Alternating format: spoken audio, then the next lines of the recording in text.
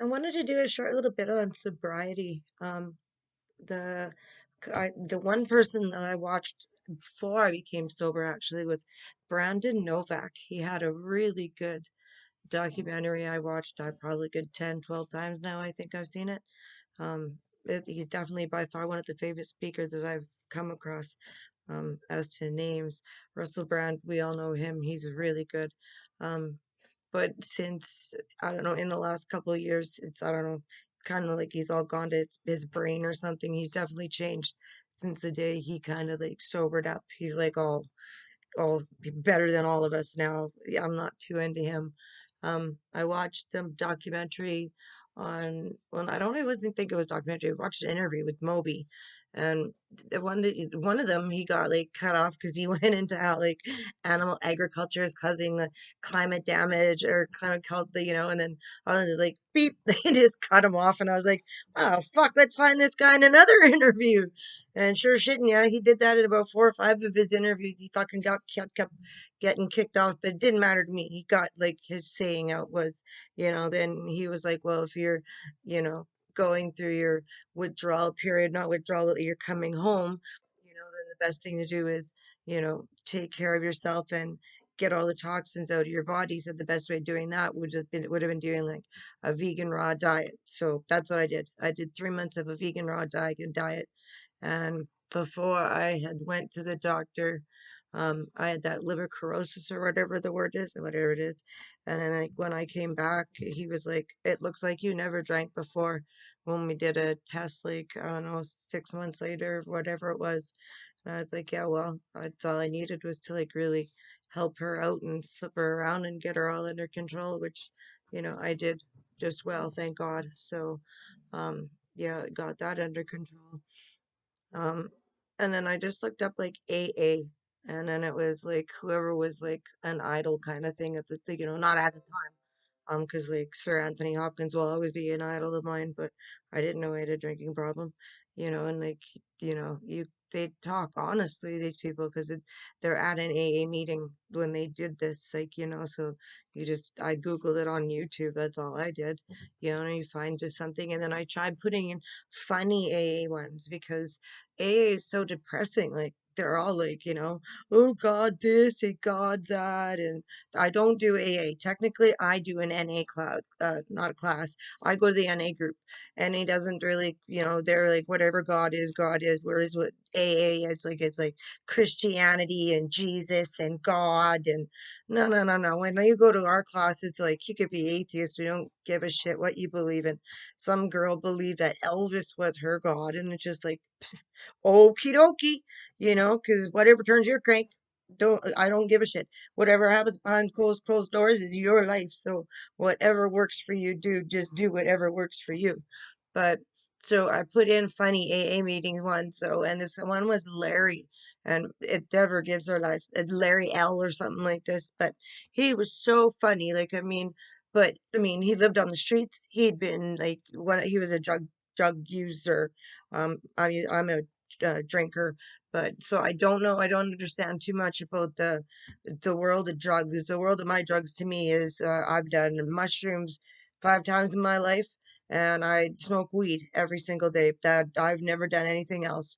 I've been offered and don't touch it. I know that I have a really extremely addictive personality anyway, so I wouldn't want to try doing something like that. So no, I've stayed away from that. So, but sobriety is, it's literally 1 minute at a time. You try to find people that you can kind of like anything that you can grasp, anything that helps, any little kind of tricks or trades. I started out just doing little projects because to me, a minute actually didn't even, I was counting seconds in the minute because things were that bad. The only reason they're any different now is because I'm on some sort of painkiller that just slows down the mind. It doesn't, which is almost just as dangerous because with all the PTSD that I have, all I do is start thinking slower and slower and slower about the shit that's gone on. So it's not even, oh, it's just a nightmare inside my head right now, but you know, uh, who writes good movies like that and end up starring like Robert Englund, that's for sure.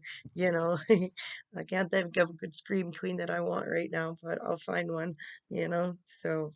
But so just for sobriety and number 13, I don't understand. Like, I mean, I'm just starting a YouTube and an Instagram channel, and the amount of people that are like, "Oh, are you single or this and that?" And like, I don't understand why people can't just be friends. And is this a dating site? And I even think I have it posted in there that dating is like, I'm here to chat, not to date. And I think the fact that I've made comments about vegan only and vegan this and vegan that, and if you're, why would you even bother trying to text me and go, yeah, and I'm a fisher and I'm a hunter? And I'm like, what the fuck are you talking to me about this shit for? That obviously takes you right off the page of me even talking to the realms of you. So could you just leave me alone? Like, I don't understand people like this. Why are people like, are you people that stupid? Like, obviously going, oh, girl, oh, gotta talk to her. No, no, no. Read the actual fucking bio where it says vegan, protector, activist, like, Jesus Christ Almighty! Don't fucking come at me like you had some pickerel with your fucking mashed potatoes. Like, the answer is definitely going to be I'll stick that pickerel up your ass, because that's fucking animal cruelty right there. And then I'll probably, run a chain of fucking whatever something through your lips so you don't know what it feels like. I'd have a hole gouging through your lip. Like a lot of those fucking. My dad had a pulley like that in a fucking garage shop, or there you go. I know what I'm talking about. They had them in the shop. You using the hoist the haul with fucking whatever you were lifting out of a fucking car. God damn it. And yeah, I'm getting pissy that these people are doing this. So sobriety is number one. Don't, and rule number 13, seriously, you don't need anybody. Who needs anybody? If you do need somebody, there's something else that is wrong. Like, I mean, because if you're not strong enough to live your life on your own, then there's something in you, then you don't care about yourself. You don't love yourself enough. You have to have somebody else. So there you go. You got to love yourself enough. And that's maybe why you can't quit drinking or can't quit doing this or whatever people's excuses are, you know? Love yourself, take care of yourself, figure out what might be wrong, all that kind of jazz. Definitely mental health. I always say it's mental health that causes nobody, like, I mean, again, once again, you're not going to pick up a beer bottle and go, yeah, my life goal is going to be sobriety. I mean, to be a drunk all my whole life. You know, people don't want that. So go out of your way if you're an alcoholic. And I mean, I know it's hard to quit. And no, they're only going to quit when they want to quit, but now is the time to quit, is it not? I mean, if somebody else would have just said to me one time, going, well, there really is no good time to quit other than now. Just quit. Like, when are you gonna quit? And I know I said, I mean, I had that moment where I woke up and was like, okay, but try and search for the moment if you have to, then, because it's more important that you get sober than anything. Sobriety is a very, very big issue. It runs like your entire life runs off of that, you know, and sobriety isn't the best thing for the first few months. It's a bit tricky to get accomplished, but hey, we all survive. Like, I mean, really, it's not the worst thing in life that's ever happened. And a lot of people have been through that. So, and there's like, I mean, tons of books out there to look at shit. So, and YouTube. Google this, just go Google crap crazy. You want to look into anything, like, just to prepare yourself, just do it. And you're the one actually, you're running the show. You should be running the show and asking all the questions. So, anyway, everybody have a good night. I've got some reading to do because I got that friggin' 72 or 52 ways of recovery, whatever, coming up. So, get into that right away. So, we'll chit chat to you later on. And if you come on here, otherwise, have a good night, folks. And we'll talk to you whenever you come back. Okay, good night. Love you and hug us all. And hello, vegans. And goodbye, vegans.